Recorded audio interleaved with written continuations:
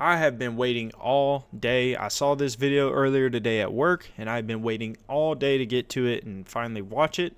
And I am anxious to see what they're going to say with, I saw the thumbnail was related to EOMM, and I'm excited because my recent video talking about taking accountability, stop blaming EOMM. Let's see what he has to say. Says they're going to talk about villains coming, which is exciting, Vanguards and Strategists stuff. So I am excited to watch this video. So I can't wait. Let's go ahead and get into it. Let's full screen this, and let's start it. I think they've done great so far, by the way.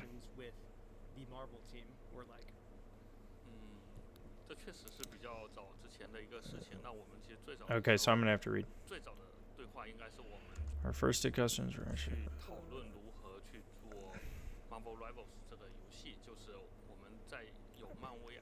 license in hand. We asked ourselves what kind of game we wanted to make. We were very excited at the time. There were lots of proposals. We bounced around quite a few ideas. And in the end, when we saw the prototype proposal for what Marvel Rivals is today, everyone felt truly excited. Yeah. So we decided to keep going down that path.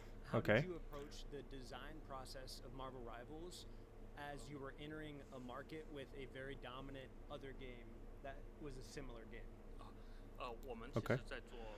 When we were making Marvel Rivals. Okay, so this is just basic stuff so far, so I feel like I'm just going to kind of breeze a little bit through the beginning part, and we'll start getting into the weeds after. How to bring the abilities of Marvel's superheroes into the game. Yep, that's great. They've done a great job at that, by the way. So that players could truly experience the joy of embodying a superhero. Yes. So, in our design process, we always started from the unique traits and characteristics of each superhero. And like I said, they've done great. From there, we designed the hero's skill set. Okay. Then moved on to white box stage. Okay, I just want to say, with this developer, I have no worries about characters coming into the game and feeling like the character. It's more so, are they going to be balanced out of the gate? Because Blade kind of feels weak. I think they're going to say something about Blade and whether or not he's bugged. I hope they do. I saw a tweet where they said he's not bugged, so we'll see. But like I said, they've done a great job bringing characters into the game and making them feel like the character. Essentially a prototype test. Then we proceeded with art and support and production. Also, they've done great with that. Finally, we integrated everything together and went through a very detailed publishing before arriving at the version of the game that we have. And is that monthly pace hard to keep up with? This is an easy question. It's like, you got to keep interest in the game. The monthly pace keeps interest. I love if they can keep this pace and keep it balanced. I'm okay with Blade not being instantly great if they can rework things and kind of make him feel a little better. I've seen videos where he looks awesome, but I mean, I feel like his sword is useless. I mean, he's using his daggone bolt shotgun thing the whole time. It's like, whatever. We choose this release place mainly because we saw how much players love our superheroes. Got to get more in. Please enjoy our heroes, and whenever we release a new one, players get incredibly excited. Obviously, when they try out new heroes, they really feel that sense of joy. True. It's a race to pick the new hero. So, around March this year, towards the end of the SE phase, I'm not sure what SE is, I made a decision that we wanted to bring even more Marvel superheroes. That's why we decided to pace of releasing one hero every month. Of course, releasing a hero every month does come with certain challenges. Definitely a lot of pressure. Yes, it is. And so far, so good. So far, so good. I'm going to say that. But this pressure also motivates us because players work hard to make the decision happen. And of course, only made this decision after carefully reviewing the possibilities. So far, things are going according to our expectations. Awesome. That's good to hear, to be honest. decide abilities and all of that. I am interested in this. First, we decide on the hero roster. This starts with looking at the season. Hang on, I want to read every bit. I'm a little slow reader. This starts at the season we're planning. We'll have discussions about the season story, like which location it will focus on. Try to read it a little faster. And what kind of story will unfold between certain storylines, which storyline will follow. We'll figure out which heroes would be a good fit to appear. We then have in-depth discussions with the Marvel team. And only after that do we finalize the hero roster. Okay, cool. Once that's decided, I am curious, what is the Marvel team? Is this like coinciding with the same Marvel team that MCU would be coinciding with and who they would answer to? I'm curious of what that is. We even do designing the heroes. Our design team will first study the hero in depth. Okay. That's good to know. Learning all the different aspects of the background traits based on what to create fun, engaging ability combinations. After that,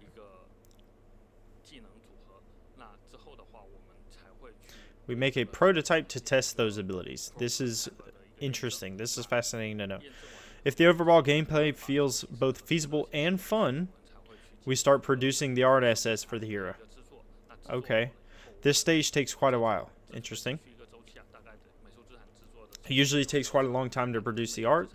Once they've completed, we'll integrate all the abilities into those assets and fine-tune everything, make sure it all feels right, and then we'd release. Before release, we do extensive internal balance testing, both within our design team, I'm guessing within community, and with top-level players inside the company. Interesting. I'm trying to get there. We make sure the hero balanced is still fun to play. Only when all of that checks out, once the hero is both fun and well balanced, we'll finally release it to the broader player base. Interesting. So I guess Blade is well balanced to them.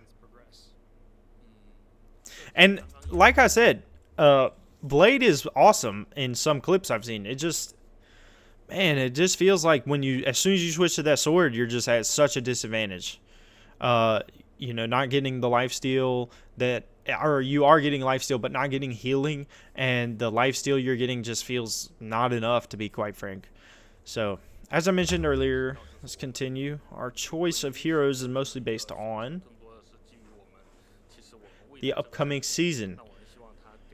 We first think about what kind of story we can bring. Based on this season's story, its chosen location, and the heroes that fit naturally into this narrative, which is cool. And I must say, if you are interested in it, I think the story of the game is kind of cool if you're paying attention to it, and it's like the symbiote versus the Phoenix is kind of awesome.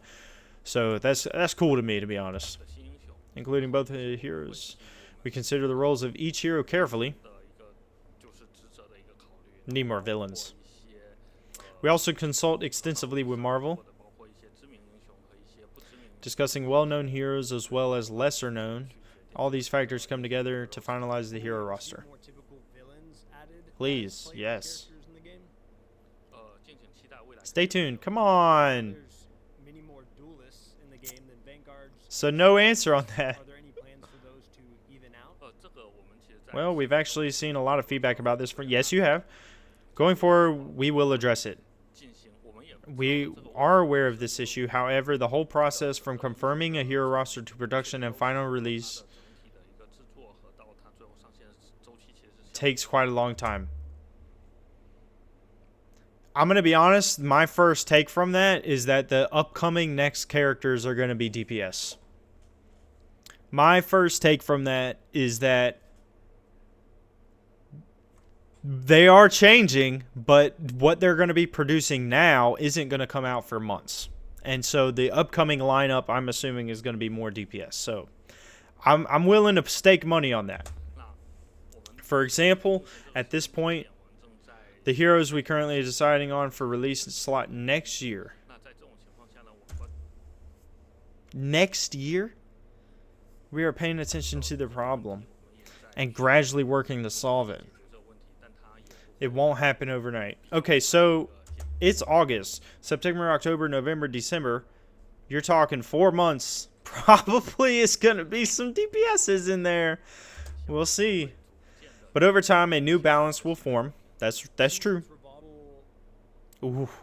Here we go. EOMM. Engagement matchmaking in Marvel Rivals, is that system in use, and if so, why? What was the choice of that over skill-based matchmaking, SBMM? Matchmaking is a complex system. Oh, he's speaking this one in English. Hang on, let me back it up. If so, why? What was the choice of that over skill-based matchmaking, SBMM? Matchmaking is a complex system, and we are preparing a video to talk about all the matchmaking things. So stay tuned. Maybe in 2 weeks. Yeah. How? I will be definitely reviewing that video. Can't wait for that. I am excited for that. I'm willing to bet they're going to say something about EOMM isn't either in use or it's only in use in certain modes and not in competitive, because I think it's mostly just people don't want to admit they're not good at the game. Just being real, because top 500 players climb consistently, no problem. I've been saying it for a while now. I don't get it. So, Future Brendan here.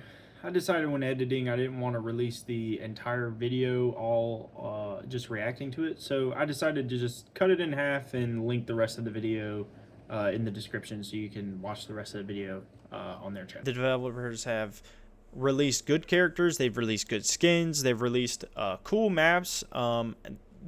Once a month keeps it fresh. It's constantly fresh. And even within the middle of this month, we're going to get a new game mode that's going to be coming. So it's going to keep things fresh. I'm pretty excited for all that. So anyway, I'm going to be making more Rivals content. You can stay tuned with me and catch me in the next video. Subscribe for more daily content.